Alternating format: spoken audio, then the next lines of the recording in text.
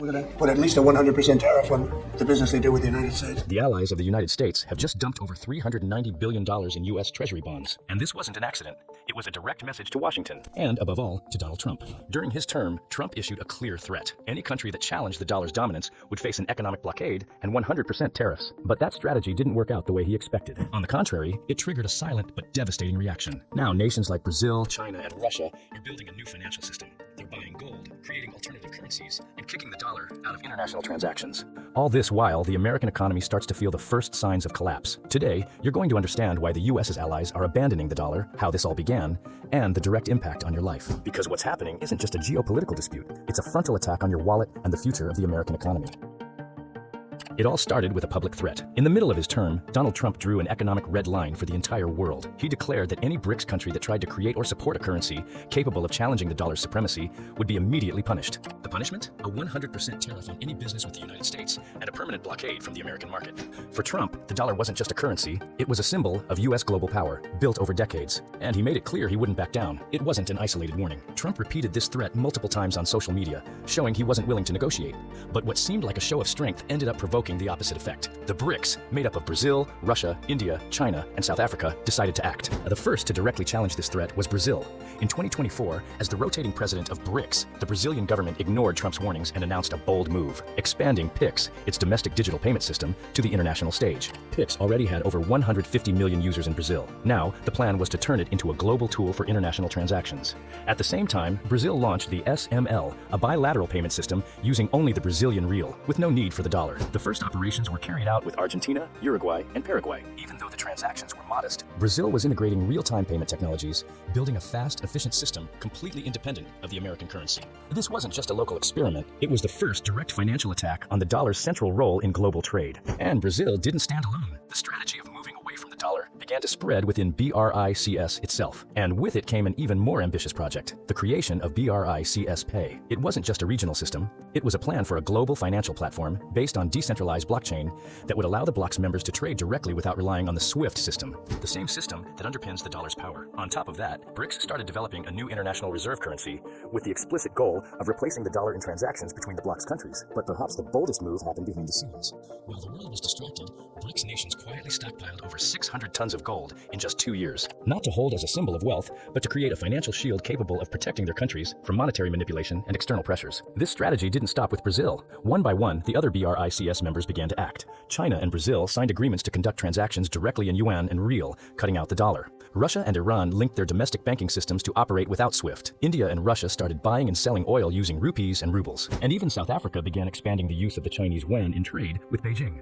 The strongest signal came when BRICS announced its expansion, bringing in the United Arab Emirates, Saudi Arabia, Iran, Indonesia, and Egypt. This expansion was a game changer, a clear warning that emerging powers would no longer accept being tied to a financial system built and controlled by Washington. They're shaping a new multipolar economic order, where the dollar won't be the only option, and possibly not even the main one. But the impact of this BRICS move was immediate and devastating for American markets. When Trump announced his 100% tariff against any country challenging the dollar, the side effect was almost instantaneous. In just 24 hours, the Nasdaq dropped 2%, the S&P 500 plummeted over 1%, and the Atlanta Fed's projection model pointed to a 1.8% GDP decline in the first quarter of 2025. For many analysts, it was a clear sign that the United States was on the brink of a new threat, stagflation, a dangerous scenario of stagnant growth and rising inflation. And while Trump presented these measures as a way to protect American interests, investors themselves started to wonder, is the dollar still reliable? Because the moment a currency turns into a political weapon, it loses what makes it strong: international trust. But the effects didn't stop there. In the same period, in 2024, Tesla saw its share of the electric vehicle market in Norway, one of the world's most advanced markets, plummet from 21.7% to 7.4%. At the same time, the European Union reacted strongly to the new American fiscal policies, threatening retaliatory measures. Even Canada, a traditional ally of Washington,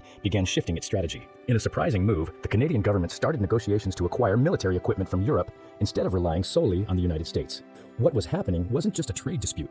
It was a silent but powerful rupture between three power centers: the United States, Europe, and Canada. In a recent meeting with NATO's Secretary General, Donald Trump once again publicly attacked the European Union's trade policies. He criticized Europe's blockade of American agricultural products and cars, while the United States continued to import millions of dollars worth of European vehicles. Trade between the two blocs exceeds $1.2 trillion a year. But according to Trump, the Europeans maintain unfair barriers. He also accused the European Union of favoring giants like Apple with advantageous tax deals, calling it a real financial war. Trump then threatened new tariffs, further escalating tensions with key economies like Germany and France. Meanwhile, Tesla began facing an unprecedented wave of rejection in Europe. Pension funds like Denmark's Akademiker pension sold off all their Tesla shares, worth 400 million kroner, after Musk refused to accept labor agreements in Sweden, triggering strikes that paralyzed Tesla vehicle transport and inspection operations. On top of that, Elon Musk's political comments further inflamed the crisis. Musk voiced support for far-right parties in Germany and the UK, as well as controversial figures in Italy and Romania. The result was a drastic drop in Tesla's image. In Norway, positive opinions about the brand fell from 19% to 11%,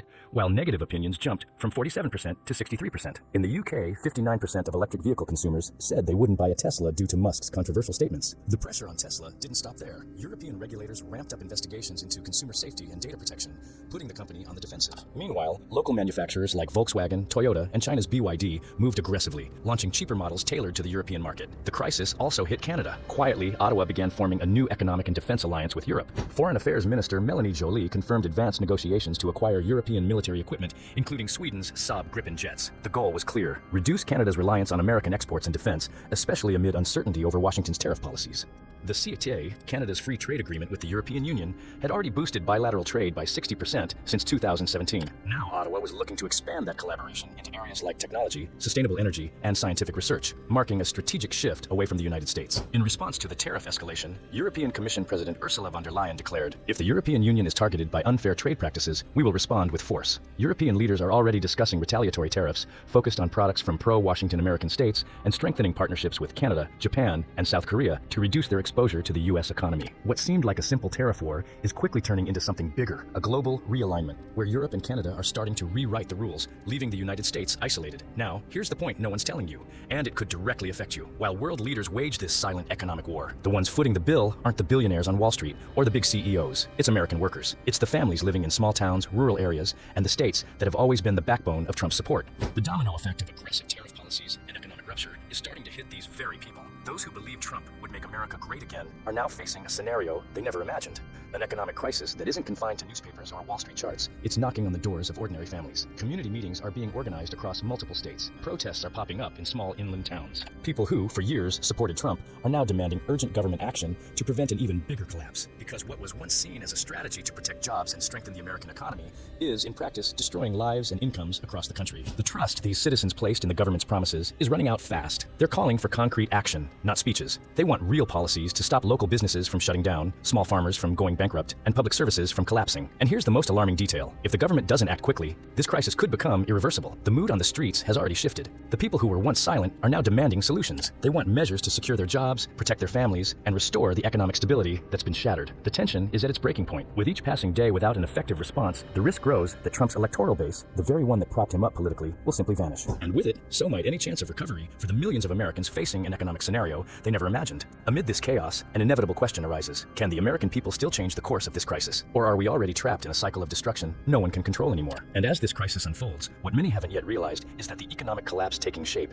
isn't just the result of external decisions. It's also born from within, from a series of chaotic policies that are now exacting a steep price. Financial markets are crashing, stock exchanges and cryptocurrencies are collapsing, and millions of Americans are losing their jobs, all caused by a cycle of rash decisions, aggressive tariffs, and a trade war with no clear strategy. Every measure taken by the government, every tariff slapped on without planning, has only fueled more instability. The result is here: a weakened American economy, shattered confidence, and an entire nation trying to figure out how it got to this point. But who's suffering the most? It's not the big investors or political elites. The ones feeling the real weight of this crisis are ordinary Americans, especially those in rural states where Trump built his political base. Families who fought for years to keep their jobs, pay their bills, and support their kids are now facing budget cuts, loss of healthcare benefits, and in many cases, bankruptcy. These people aren't just losing their jobs, they're losing the lives they worked so hard to build. Farmers, veterans, rural workers, all of them are being left behind by policies that promise to protect them but are now tearing their communities apart. Meanwhile, the economic impact spills beyond American borders. Canada, for instance, is facing its biggest trade crisis in years. The Trump administration announced new tariffs on Canadian products, pressuring Ottawa to back down.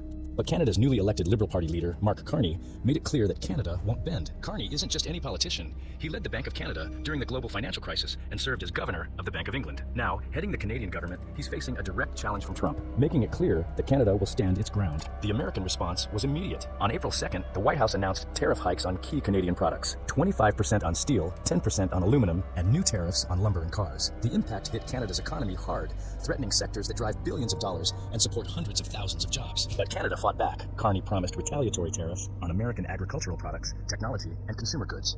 He said plainly, "We don't want conflict, but we won't bow down." These tariffs are already starting to directly affect prices in both countries. Consumers are paying more. Canadian exporters are racking up losses, and experts warn that if the trade war continues, Canada could lose up to 100,000 manufacturing jobs. And then came an unexpected justification. The U.S. government claimed the tariffs were actually part of a strategy to combat fentanyl, a highly dangerous synthetic drug, except the numbers don't back up that story. According to official U.S. Customs and Border Protection data, only 43 pounds of fentanyl were seized at the Canadian border last year, less than 1% of all fentanyl seized in the U.S. The vast majority comes from Mexico, but tariffs against Mexico weren't applied. For many experts, it became clear that this justification was just a smokescreen. The real goal was to exert economic and political pressure on Canada. And the effect? An unprecedented political and economic crisis. Canada's opposition, led by Pierre Poilievre, seized the moment to attack Carney, accusing him of being weak against the United States. He stated publicly, "Carney isn't fighting for Canada. He's helping Trump take our jobs." Canada now faces a pivotal election. The country will have to choose between Carney, the financial expert promising to defend Canadian sovereignty, or Poilievre, the hardline conservative with strong ties to Trump. Meanwhile, the crisis keeps spreading. China, the United States' top economic rival, responded to the new American taxes with a slew of heavy tariffs. The first targets were agricultural products, soybeans, corn, chicken, vital sectors for the Midwest states, where Trump drew strong electoral support. In 2024, the U.S. exported nearly $22 billion in soybeans to China. Now, those farmers are on the brink of bankruptcy. But China didn't stop at agriculture. It also took direct aim at high-tech industries and strategic minerals, including rare earths, essential for manufacturing semiconductors and military equipment. If Beijing tightens its restrictions further, the United States will face a supply crisis that could cripple tech and defense production. The consequences are already visible: higher prices, disrupted supply chains, rising inflation, and growing unemployment. Small businesses can't keep up with costs, big industries lose global competitiveness, and American consumers see their purchasing power melt away. All this because, in the end, the economic war started by the U.S. government itself is hitting the very people it swore to protect. The cycle seems inevitable: tariffs, retaliations, unstable markets, mass unemployment. But the question remains, will the American people let this go on? Or will they finally realize they're paying the highest price for an economic war no one can win? Now, I want to hear from you. Do you believe the United States can still turn this around? Or have we already crossed a point of no return? Leave your opinion in the comments. Because this discussion can't just happen in the halls of power. It needs to start with people like you. And if you want to understand every step of this economic crisis and the geopolitical moves shaping your future, subscribe to the channel. Here, we don't bring you headlines. We expose the real game happening behind them.